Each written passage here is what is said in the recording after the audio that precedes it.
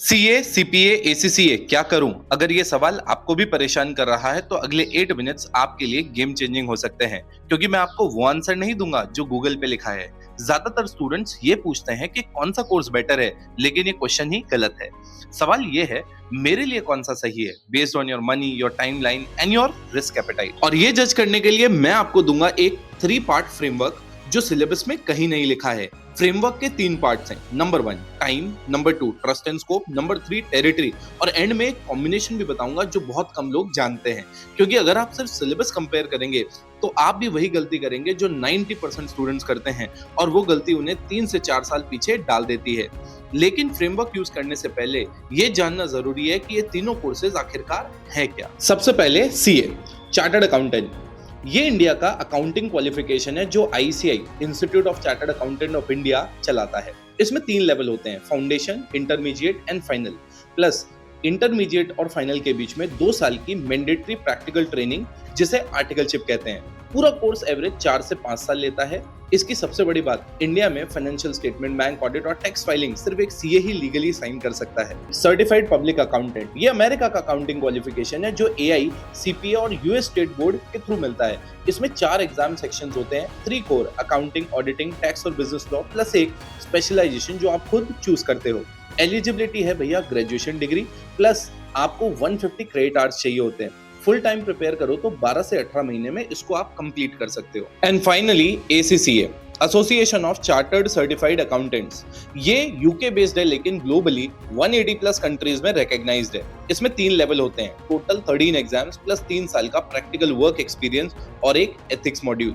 सबसे बड़ा एडवांटेज क्या है, आप 12th के बाद ही इसे शुरू कर सकते हो, कोई ग्रेजुएशन जरूरी नहीं है। पूरा कोर्स टिपिकली 2 से 4 साल लेता है, depending upon exemptions. Let's start with 3 part framework. पहला पिलर टाइम, क्योंकि हर महीने जो आप पढ़ते हैं उसका एक अपॉर्चुनिटी कॉस्ट है। In this opportunity cost comes in 2 forms, money and career. Money, because as long as you are studying you are not earning. Career का, क्योंकि जब तक आप पढ़ रहे हो तब तक आप एक्सपीरियंस बिल्ड नहीं कर रहे हैं। इसलिए टाइम कोई माइनर डिटेल नहीं है, ये सीधा आपकी फाइनेंशियल इंडिपेंडेंस की टाइमलाइन डिसाइड करता है। सीए फाउंडेशन से फाइनल तक एवरेज 5 साल के आसपास लगते हैं, बट अगर अटेम्प्ट लगे तो 6 to 7 ईयर्स भी लग सकते हैं, और ये 12th के तुरंत बाद आप स्टार्ट कर सकते हो। एसीसीए वहीं 2 से 3 साल लगते हैं अगर एग्जाम्शन मिलते हैं। बिना एग्जाम्शन के 3 to 4 ईयर्स, ये भी 12th के तुरंत बाद आप शुरू कर सकते हो। सीपीए यूएस की अगर बात करें तो 12 to 18 मंथ्स लगते हैं, लेकिन सिर्फ तभी जब आप ऑलरेडी ग्रेजुएट हो। सीपीए शुरू करने के लिए पहले एक ग्रेजुएट डिग्री चाहिए होती है। ये नंबर सुन के शॉकिंग लगता है ना, सीए में 5 साल, एसीसीए में 3 साल, सीपीए में सिर्फ 1.5 ईयर्स। लेकिन ये कंपैरिजन थोड़ी सी मिसलीडिंग है, क्योंकि सीपीए का 1.5 ईयर्स तभी शुरू होता है जब आपकी ग्रेजुएशन ऑलरेडी खत्म हो चुकी हो, और सीए और एसीसीए दोनों 12th के तुरंत बाद शुरू हो जाता है, सीपीए नहीं। लेकिन यहाँ एक ट्रैप है, स्टूडेंट टाइम को एफिशिएंसी समझ लेता है। 1.5 साल में हो जाएगा तो मैं 3 से 4 साल पहले कमाना शुरू कर दूंगा। ये सिर्फ हाफ द पिक्चर है। एग्जाम क्लियर करने का टाइम और करियर में स्टैब्लिश होने का टाइम दोनों अलग है। तो इन नंबर्स को देख के फैसला मत लो, पहले अपने आप से एक सवाल पूछो, इस एग्जाम के बाद मैं क्या कर पाऊंगा जो दूसरे नहीं कर पाएंगे। अगर आंसर है इंडिया में अपनी फर्म खोलनी है, डीप प्रैक्टिस करनी है, सीए का 4 से 5 साल आपके लिए ज्यादा वैल्यूएबल है। अगर आंसर है यूएस कंपनी में जल्दी एंट्री लेनी है, सीपीए का स्पीड जेन्युइनली एडवांटेज है, लेकिन सिर्फ ग्रेजुएशन के बाद। अगर आप अभी 12th में हो तो सीपीए 1.5 साल तभी शुरू होगा जब आपकी ग्रेजुएशन खत्म हो जाएगी, तो अपना टोटल टाइमलाइन उसी हिसाब से कैलकुलेट करो। और अगर आपका आंसर है कि मुझे बाहर तो जाना है बट किसी एक पर्टिकुलर देश में अभी मेरे को रिस्ट्रिक्ट नहीं होना, ऑप्शन खुले रखने हैं, तो एसीसीए वाला 3 साल वाला जेन्युइनली आपके काम आएगा, क्योंकि स्पीड के साथ फ्लेक्सिबिलिटी भी मिलती है, और यहाँ 12th के तुरंत बाद शुरू हो जाता है। टाइम एक इनपुट है, असल में मैटर करता है उस टाइम के बाद आप क्या कर रहे हो। अब आते हैं pillar number 2, trust and scope. दूसरा पिलर 2 चीजों का मिक्स है, ट्रस्ट और स्कोप। ट्रस्ट मतलब अथॉरिटी जो एक क्वालिफिकेशन देता है, स्कोप मतलब कितने करियर फील्ड्स आपके लिए खुलते हैं। चलिए पहले स्कोप देखते हैं, क्योंकि यही सबसे ज्यादा कंफ्यूजन है। पहले बात करते हैं सीए की। सीए लिमिटेड नहीं है यार, सीए आपको ले जाता है स्टैट्यूटरी और इंटरनल ऑडिट में, डायरेक्ट इनडायरेक्ट टैक्सेशन में, एमएनए एडवाइजरी में, कॉर्पोरेट फाइनेंस में, सीएफओ के रोल तक, फॉरेंसिक अकाउंटिंग में, बैंकिंग में, या अपनी कंसल्टिंग प्रैक्टिस में। ऑडिट सिर्फ एक फील्ड है जिसमें जहां सीए के पास एक एक्स्ट्रा पावर होती है जो और किसी के पास नहीं होती। I have made a separate video on my channel if you want to know more about this field. अब सीपीए की बात करते हैं। सीपीए का भी स्कोप उतना ही वाइड है। US taxation, forensic accounting, internal audit, corporate accounting, investment banking analyst role या फिर बिग फोर की यूएस फेसिंग डिवीजन में specialised positions. ACCA global finance roles खोल देता है, IFRS reporting, treasury management, MNC finance controller positions या multi country group reporting roles. अब इन तीनों वाइड स्कोप के अंदर एक स्पेसिफिक रेगुलेटरी डिफरेंस है। बैंक ऑडिट, कंपनी के financial statements, tax audit, India के लॉ के मुताबिक ये सिर्फ एक सीए साइन कर सकता है। मतलब सीपीए या एसीसीए की नॉलेज या एबिलिटी की कमी नहीं है, ये सिर्फ एक रेगुलेटरी फैक्ट है। इंडिया का कंपनीज एक्ट और सीए एक्ट ये अथॉरिटी सिर्फ एक सीए को देते हैं, क्योंकि सीए इस देश का लोकली रिकॉग्नाइज्ड स्टैट्यूटरी बॉडी का पार्ट है। सीपीए को यूएस में और एसीसीए को अपने रिकॉग्नाइज्ड मार्केट में अपनी तरह की सिमिलर अथॉरिटीज मिलती हैं। वो अलग कॉन्टेक्स्ट में अप्लाई होती हैं, जो हम टेरिटरी पिलर में देखेंगे। तो ये कोई बेटर या वर्स वाला मामला नहीं है, ये सिर्फ इतना है, अगर आपको इंडिया में ये स्पेसिफिक साइन करने का काम करना है तो सीए ही वो रास्ता है जो ये देता है। अब यहाँ कॉमन मिस्टेक्स होती हैं कई डायरेक्शंस में। पहली मिस्टेक, स्टूडेंट सोचते हैं सीए का मतलब सिर्फ ऑडिट और साइनिंग है और बाकी field tax, MNA, CFO, consulting उन्हें पता ही नहीं होते। इससे वो सीए को गलत तरीके से जज करते हैं। सिर्फ साइन ही करना है तो क्या फायदा, जबकि स्कोप तो यहाँ बहुत वाइड है। दूसरी मिस्टेक, स्टूडेंट सीपीए एसीसीए को कम प्रेस्टिजियस समझ लेते हैं क्योंकि उनके पास इंडिया में साइनिंग अथॉरिटी नहीं है। लेकिन प्रेस्टीज और स्कोप दोनों अलग चीज होती है। साइन करना सिर्फ एक स्पेसिफिक रेगुलेटरी फैक्ट है, पूरा करियर नहीं। तीसरी मिस्टेक, और ये सबसे ज्यादा कंफ्यूजन क्रिएट करती है, स्टूडेंट सोचता है एसीसीए का स्कोप सबसे ज्यादा है क्योंकि मैं 180 कंट्रीज में प्रैक्टिस कर सकता हूँ। सीए तो सिर्फ इंडिया तक लिमिटेड है।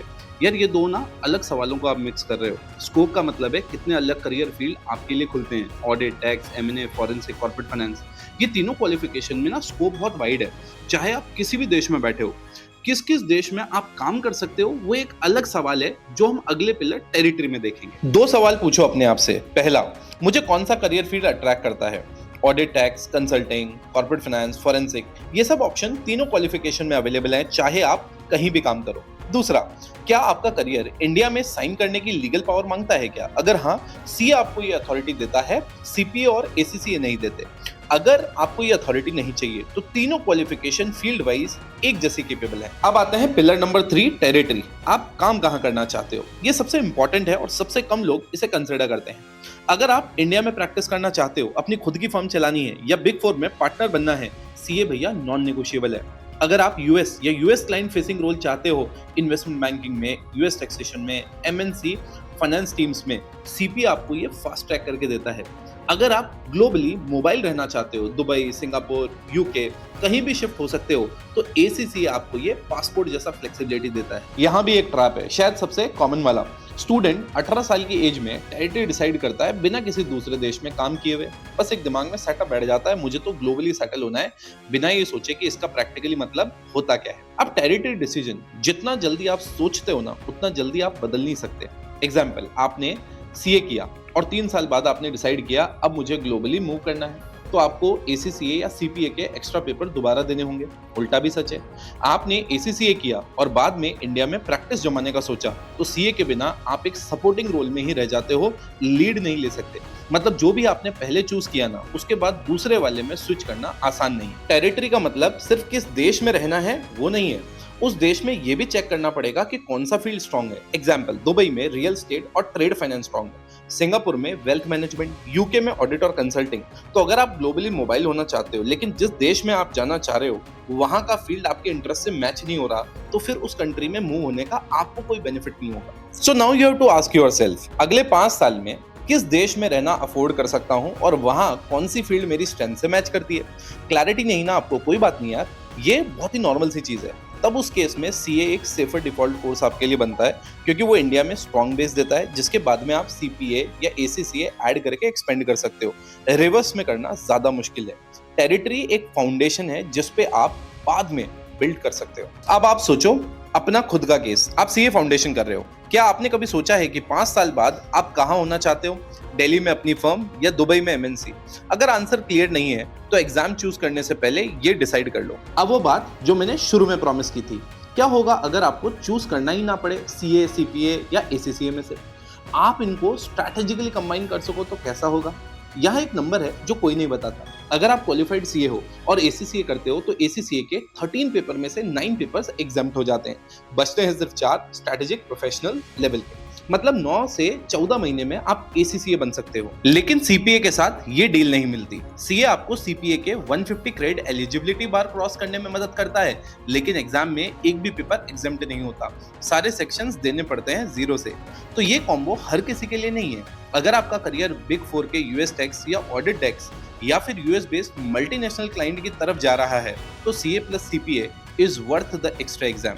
अगर आप दुबई, सिंगापुर, यूके जैसे ग्लोबल मार्केट में ऑडिट या एमएनसी कॉर्पोरेट रोल्स टारगेट कर रहे हो तो सीए प्लस एसीसीए चीपर और फास्टर है, क्योंकि most of the ground already covered है। बाकी सब बच्चों के लिए अगर आपका करियर पाथ ऑलरेडी क्लियर है, एक क्वालिफिकेशन के अंदर दूसरी क्वालिफिकेशन ऐड करना सिर्फ एक एक्स्ट्रा सील ऐड करता है, रेज्यूमे में वैल्यू नहीं। बट सीए सबसे difficult to acquire later credential है।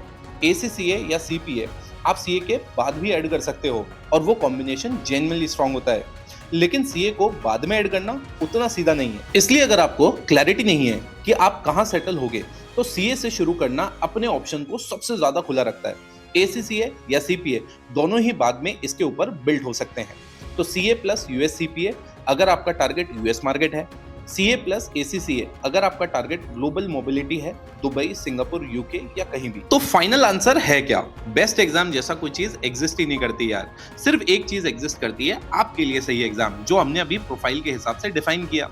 ये डिसीजन आप 18 से 20 इयर्स की एज में ले रहे हो, इम्पैक्ट अगले 40 साल तक रहता है। इसलिए इसे ईगो से मत लेना, फैमिली प्रेशर से मत लेना, डेटा से लो, अपने गोल्स से लो। अगर ये वीडियो हेल्पफुल लगा तो भेजो उन लोगों को जो अभी भी कंफ्यूजन में है। ये डिसीजन अकेले लेने वाला नहीं है, और सब्सक्राइब कर लो फॉर मोर सच वीडियोस।